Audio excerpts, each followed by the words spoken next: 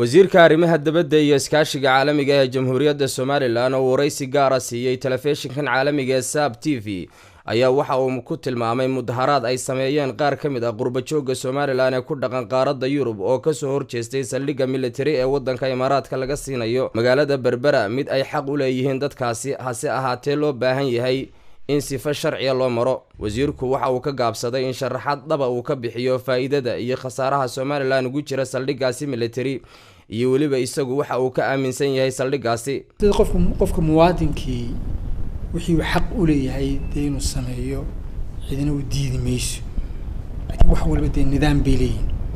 wax walba waxa fiican in loo mayado laga fikiro marka hore muxuu faa'iido keeni karaa, muxuu khasaare keeni karaa, ayaa wanaagsan in mataqaanaa la miisaamo.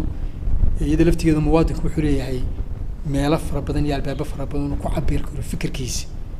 wasiir Sacad Cali Shir oo aan wax ka weydiinay wada hadalladii Soomaaliland iyo Soomaaliya maadaama xilligan ay xukuumad cusub ka dhalatay waddankaasi ayaa waxa uu sheegay in Soomaaliland ay rajo weyn ka qabto in wada hadalladaasi ay sii socdaan.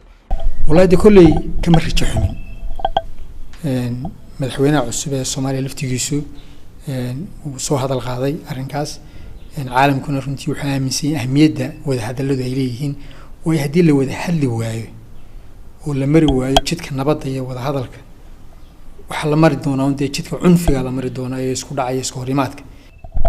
wata wasiireen hadalkii haddana aan su'aasha ka weydiinay ahaa waxaad sheegtay in qoraalkii la horgeeyay baarlamaanka imkanaad ku adkaysatay heshiiskii saxda ma dadka siyaasadda ka faalooda ee siyaasadda Soomaaliland ka hadla waxay leeyihiin wasiirku hadalka xilkiisu ku waayay karaa madaxtooyada wax laga yaabo inay si kale u fahanto.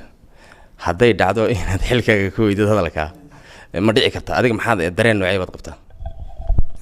wax malaaba ma madaxweynuhu codsi buu geeyay baarlamaanka heshiis ma geyn. madaxweynuhu codsi buu geeyay iyo qodobada uu doonayay heshiiska inay ku jiraan ee lagala hadlayo ciidina soo wadaystay saldhigga oo ah dawladda Imaaraadka. wada hadalkiina wali muu bilaamin.